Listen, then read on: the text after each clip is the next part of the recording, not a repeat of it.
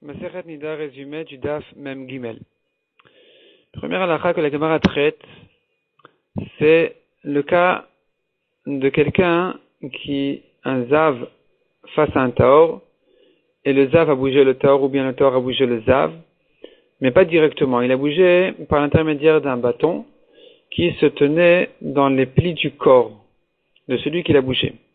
Si c'est le zav qui a bougé de cette manière-là, eh bien, il ne rend pas tamé la personne qui a été bougée par le bâton, qui était attrapé dans les endroits pliés du corps du zav.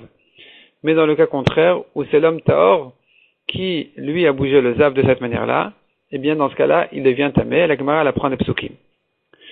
Deuxième halakha que dit la Gemara ici, ça se rapporte sur la Mishnah, on a vu que contrairement aux femmes, les hommes deviennent tamés que si l'écoulement soit sorti complètement de leur corps, et à nouveau on apprend des psukim. La Gemara ensuite rentre un petit peu dans la question, parce que la Mishnah a décrit le cas du Kohen qui mangeait de la trouma, et pendant que la trouma était dans sa bouche, il sentait que la trouma allait sortir de son corps. Qu'est-ce qu'il doit faire? Eh bien, il doit se tenir de manière à retenir la trouma pour ne pas qu'elle sorte de son corps le temps d'avaler la trouma, pour la sauver, pour pouvoir la manger betahara, sans la perdre. Et la question se pose, mais comment est-ce qu'il a le droit de se tenir, pourtant c'est interdit? Et la Gemara elle ramène là-dessus une marloquette à Abaye et Rava. Soit on dira que puisque la touma s'est déjà détachée, c'est fini, il n'y a plus rien à faire. Et il n'y a plus rien à perdre même que de se toucher, il n'y en aura pas davantage. Ce qui s'est détaché déjà va sortir de toute façon. Et davantage on craint pas. Soit on craint oui que ça risque d'augmenter la touma, l'écoulement, ce qui est gravement interdit. Et donc, il faudrait effectivement qu'il se tienne par un vêtement spécialement épais, de manière à ne pas se réchauffer, à ne pas provoquer ce genre de problème.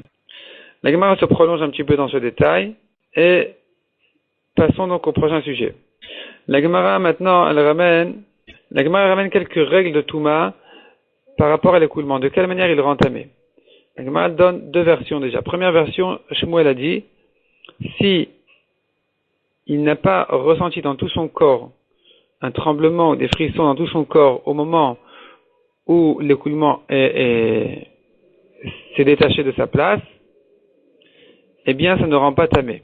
Deuxième version, c'est de dire que si au moment où c'est sorti, il ne l'a pas ressenti, comme une flèche, alors c'est là où on dira qu'il n'est pas tamé. Il y a par la suite une troisième version qui dit que même dans ce cas-là, c'est tamé. Simplement, la seule chose qui va se passer, c'est qu'il ne pourra pas avoir d'enfant de cette manière-là. Ensuite, l'Gemara pose quelques questions de halakha. Qu'est-ce qu'il en est du cas d'un goy, un goy qui a eu une mauvaise pensée, qui a provoqué déjà le début de la touma, et qui, avant qu'elle sorte, il s'est trempé au mikvé pour se convertir, et elle est sortie ensuite. Est-ce que ici il est tamé ou pas? Est-ce que l'essentiel c'est le moment où la touma a commencé à se détacher, et donc il était goy, il n'y a pas de touma? Ou bien non, il est quand même tamé. Deuxième question qui ressemble à celle-là, c'est le cas d'une zava, qui, au moment où elle était zava avant de se tremper au mikvé, eh bien, elle a eu besoin de faire ses besoins. Ça s'est uni déjà dans son corps. Et ça a une touma pour une zava, parce que ça fait partie des sources de la zava. Comme, par exemple, sa salive. Simplement, elle s'est trempée au mikvé de cette manière-là, et ensuite elle a fait ses besoins après.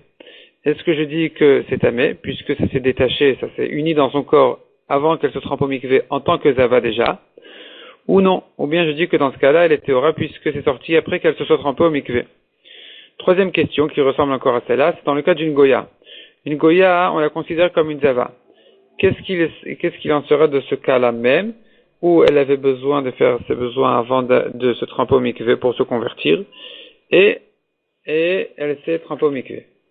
Et ensuite c'est sorti. Est-ce que ici aussi je dirais que c'est tamé parce que ça fait partie des sources de la zava, ou non, puisqu'elle s'est trempée entre temps au mikvé, c'est taor. La Gemara ensuite ramène une marloquet Tanaïm, à savoir, à propos de ce qu'on a vu dans la Mishnah, qu'il n'y a pas de quantité minimum pour l'écoulement. L'écoulement d'un zav, il le rend tamé même un tout petit peu. La Gemara ramène que c'est pas évident. On a là-dessus une marloquet Tanaïm. La Gemara elle se prolonge dans les drachot des psukim, comment chacun explique tous les psukim.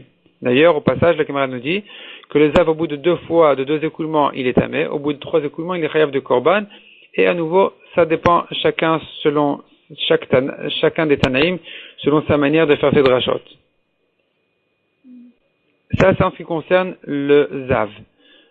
Maintenant, en ce qui concerne la Jiravat Zera, nous avons une autre discussion à savoir. Est-ce que celui qui la touche, il est tamé alors que c'était moins d'un Ka'adasha ou pas? Ka'adasha, c'est comme une lentille. C'est la quantité minimum que doit avoir le Sheret pour entamer celui qui l'a touché. Un reptile mort à moins de cette taille-là, il ne rend pas tamé celui qui l'a touché. La question se pose à propos d'un écoulement. Celui qui a eu l'écoulement, il est clair qu'il devient tamé même à moins que ça.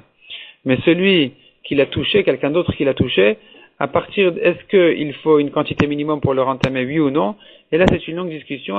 Est-ce que c'est une machloket, ou c'est une machloket tanaïm, ou c'est pas une machloket tanaïm?